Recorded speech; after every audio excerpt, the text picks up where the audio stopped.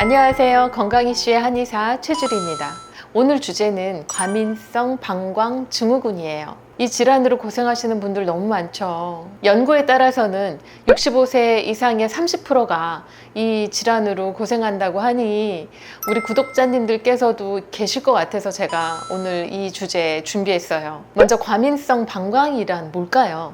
요로 감염과 같은 명백한 원인 질환이 없는 상황에서 소변을 잘 참지 못하거나 너무 자주 보거나 또 밤에 깨서 소변을 보거나 하는 증상을 얘기합니다. 또는 소변이 너무 약하게 나오거나 나왔다 안 나왔다를 반복하거나 또 복압에 의해서 약간 새고 지리는 증상이 있을 수 있고요. 그런가 하면 배뇨 후에 방광이 다 비어지지 않은 듯한 그런 잔뇨감이나 옷을 올릴 때 조금 더 나오는 그런 증상이 있을 수도 있습니다. 이 모두가 배뇨근의 과잉 활동이 문제인데 경우에 따라서는 관략근의 기능 저하 때문에 올 수도 있고요. 보통 3-4시간은 소변을 참을 수가 있는데 막 30분마다 1시간마다 다녀오시는 분들이시면 삶의 질이 너무 떨어지죠. 그럼 이 논문을 통해서 과민성 방광증후군에 대한 전반적인 내용을 한번 알아볼게요. 원인을 의학계에서는 기본적으로 이렇게 보고 있어요. 뇌에서 내려오는 억제성 신경자극은 감소가 되고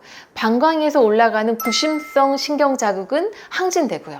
여기에다가 방광의 배뇨근이 콜린성 자극에 민감해져서 자발적인 수축이 증가합니다. 이렇게 자발적인 수축이 구심성 신경자극을 증가시키게 되고 이런 악화 사이클을 타게 되는 거죠. 방광의 배뇨근은 콜린성, 무스카린성의 부교감 자극을 받아서 움직이는데요. 그렇기 때문에 치료약은 항콜린제를 사용합니다. 이 약물은 배뇨근을 이완시키는 효과가 있긴 있지만 부작용이 심하기 때문에 50% 이상이 중도에 중단을 하게 된다고 해요. 입마름, 변비, 시야 흐림, 졸림부터 심혈관계 부작용이나 또 다른 약물을 함께 먹고 있을 때는 간대사나 신장대사까지 악영향을 미치게 됩니다. 그렇기 때문에 과민성 방광에서는 비약물성 치료를 고려하는 것이 우선입니다. 그럼 한의학에서는 어떻게 보고 있을까요? 기본적으로 방광 기능이 배속되어 있는 신장 기능의 문제와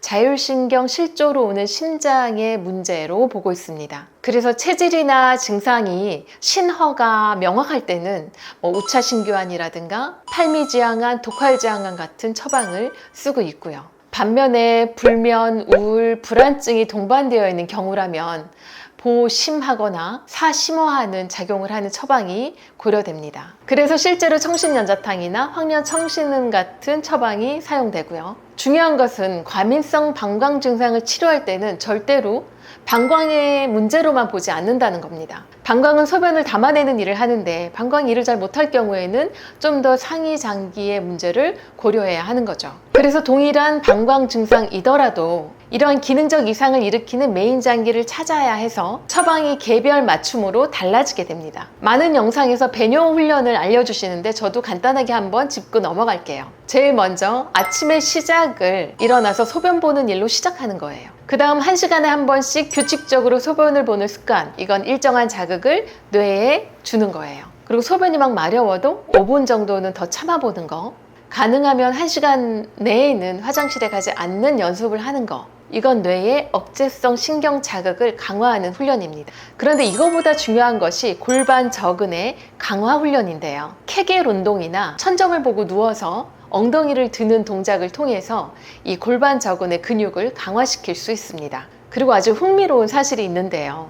위의 논문에서는 경골신경과 청골신경을 조절하는 방법에 대해서 언급했어요. 방법은 부교감 신경을 조절하기 위해서 신경에 전기 자극을 주는 장치를 부착하는 것인데요. 이 장치를 삽입하는 곳이 삼음교라는 혈자리입니다. 제가 지난번 그 약방 강의에서 생리통 치료혈로 삼음교 혈자리를 말씀드렸잖아요. 삼음교혈은 족태음 비경의 혈자리로 족삼음경이 교회하는 자리이기 때문에 삼음교고요. 생리통이나 부인과 질환뿐만 아니라 과민성 방광에 대한 연구도 많이 되어 있습니다.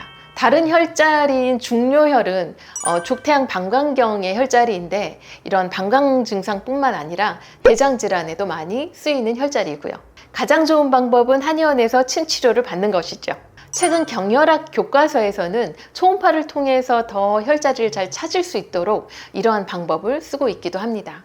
그 다음으로 소개시켜 드릴 것은 과민성 방광 증상에 대한 식이요법인데요. 이 연구에서는 우리가 평소에 해볼 수 있는 방법을 소개를 하고 있는데, 간단히 요약하면 과체중일 경우에 체중 감량이 필요하다라는 내용입니다. 비만인 경우에는 과민성 방광 증상이 심해지죠. 이건 어렵게 생각할 것도 없고 방광의 위치가 배꼽 아래에 있는데 내장 지방이나 복부 비만이 심해졌을 때 이렇게 눌려서 과민성의 증상이 나타나는 건 누구라도 유추할 수 있잖아요. 그리고 흡연이나 달달한 탄산음료를 많이 먹는 것도 과민성 방광 증상을 악화시킵니다. 특히 당분이나 탄산이 많이 들어가 있는 음료는 배뇨근의 수축을 증가시켜서 좀 소변을 더 자주 보게 만들었고요.